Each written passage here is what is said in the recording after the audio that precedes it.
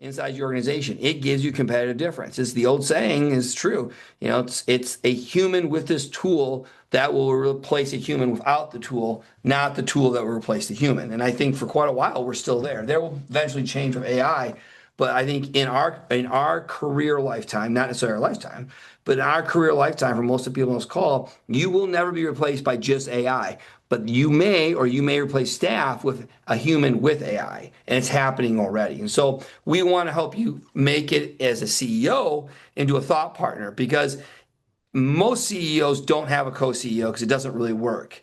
But it really doesn't work because it's two humans.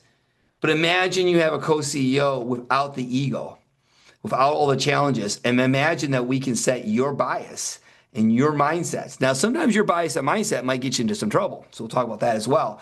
But imagine we could do this. What would that be for your business? What would it be if you've probably said, if I could just clone this person or clone myself? You almost can now. So that's what we want to help you with. We want you to help build a model of your company. If you're going to do this, you have to duplicate your company in AI. One of the biggest mistakes people make right now is they go to AI, and we were just talking about this in the event yesterday. I want you to think about this. So everybody, you're listening to me. This is a little homework for you to do, or work to do while I'm talking. Just think for a second. How many times have you gone to AI and asked it a question about your industry, and it came back with an answer, and you're like, this thing is brilliant?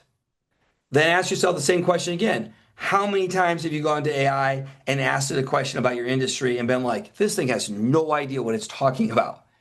And if you're all being intellectually honest, and if you've even done that, I'm sure most of you have, then your answer is going to come back. Yeah, I've gone and done exactly that, Wade.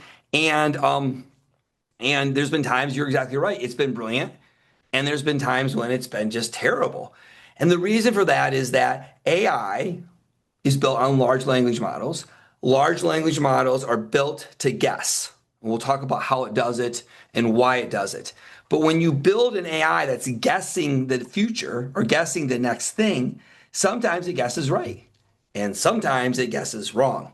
And so when you're implementing inside your company, the best way to get to guess right is to take a little bit of time, spend a little bit of energy and maybe money to implement your company inside of your model, or RAG as we're going to call it. You'll hear more about that in a second.